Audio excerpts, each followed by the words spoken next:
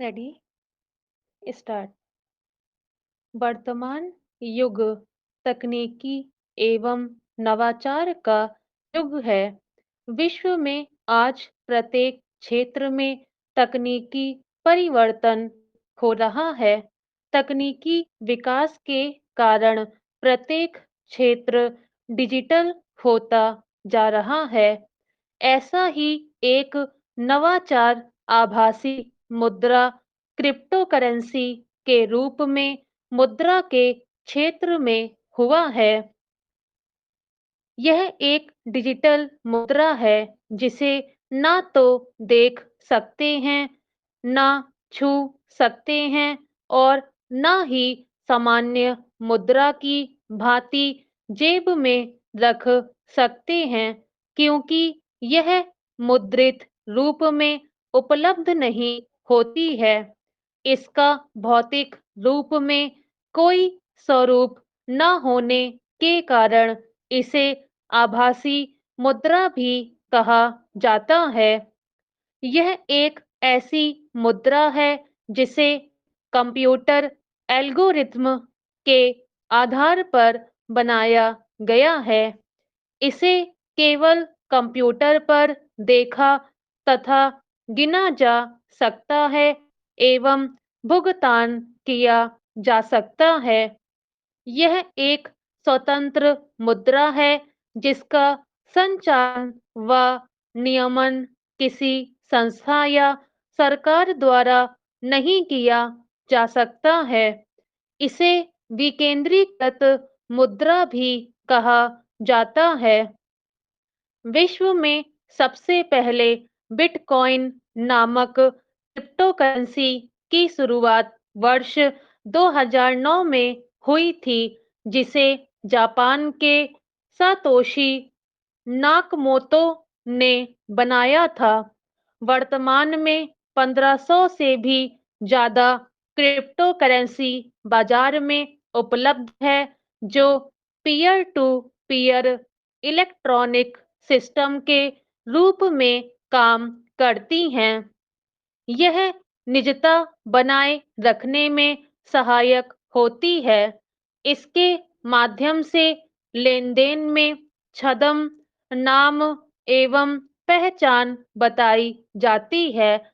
ऐसे में अपनी निजता को लेकर अत्यधिक संवेदनशील व्यक्तियों को यह बहुत ही उपयुक्त लगती है। इसके लेन-देन में लागत काफ़ी कम लगती है। घरेलू या अंतर्राष्ट्रीय स्तर पर किसी भी लेन-देन पर लागत एक समान होती है। इसके माध्यम से होने वाले लेन-देन में थर्ड पार्टी सर्टिफिकेशन की आवश्यकता नहीं होती है। इस प्रकार इसमें धन एवं समय दोनों की बचत होती है।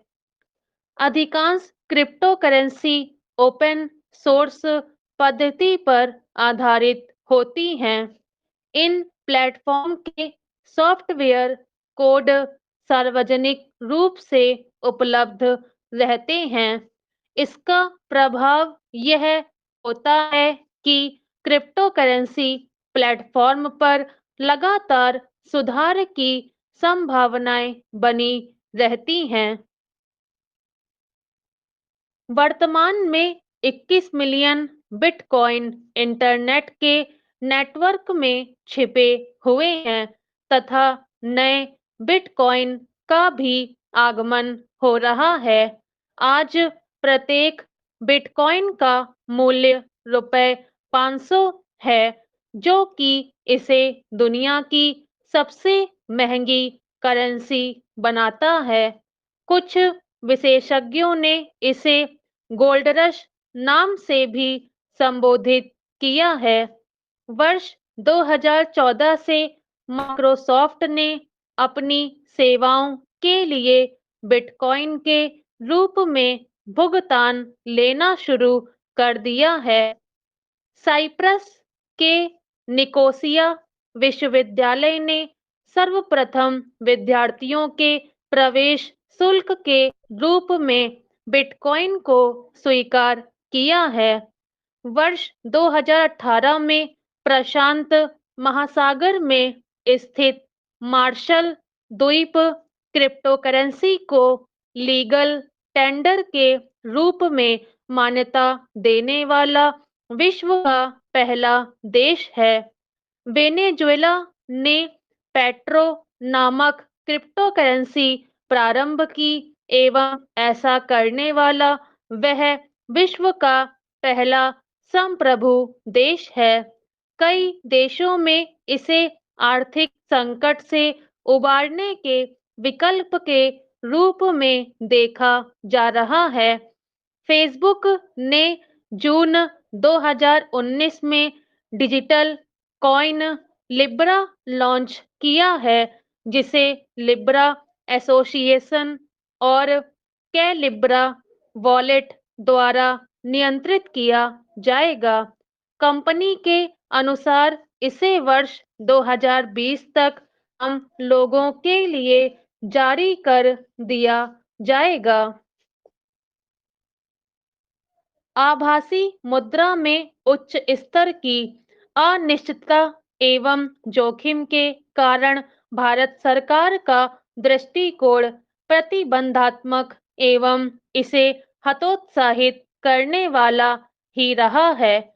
भारतीय रिजर्व बैंक ने पहली बार दिसंबर 2013 में इस संदर्भ में चेतावनी जारी की थी। पुनः वर्ष 2017 में रिजर्व बैंक ने इस संदर्भ में जनता को आगाह किया। आरबीआई के अनुसार बिटकॉइन जैसी क्रिप्टोकरेंसी का किसी भी मौद्रिक प्राधिकरण द्वारा नियमन नहीं होता है और न ही इसका कोई कानूनी आधार है। इसके मूल्यों में भारी उतार-चढ़ाव के कारण इसके निवेश में हानि की अधिक संभावना है। आरबीआई के अनुसार क्रिप्टोकरेंसी के संचालन में आर्थिक, वित्तीय, परिचालनात्मक, कानून, ग्राहक संरक्षण और सुरक्षा संबंधी जोखिम मौजूद हैं। रिजर्व बैंक ने किसी भी प्रकार की क्रिप्टोकरेंसी को मान्यता, प्राधिकार या लाइसेंस नहीं दिया है। फरवरी 2018 के अपने बजट भाषण में तत्कालीन वित्त मंत्री अरुण जेटली ने क्रिप्टोकरेंसी के प्रयोग को रोकने की बात कही थी। क्रिप्टोकरेंसी पर प्रतिबंध और आधिकारिक डिजिटल मुद्रा विधेयक 2019 के ड्राफ्ट में यह प्रस्ताव दिया गया है कि देश में क्रिप्टोकरेंसी की खरीद बिक्री करने वालों को 10 वर्ष की जेल की सजा होगी। इस प्रकार भारत में सभी प्रकार की क्रिप्टोकरेंसी पर प्रतिबंध है, अर्थात उसे मान्यता प्रदान नहीं की गई है।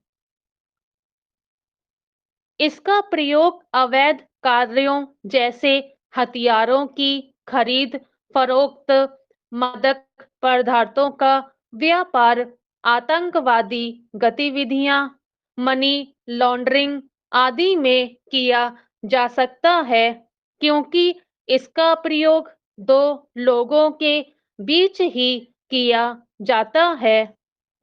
कई राष्ट्रों, कंपनियों व वेबसाइट्स आदि ने इसे कानूनी मुद्रा के रूप में मान्यता प्रदान नहीं की है, अर्थात क्रिप्टोकरेंसी की व्यापक अधिक है।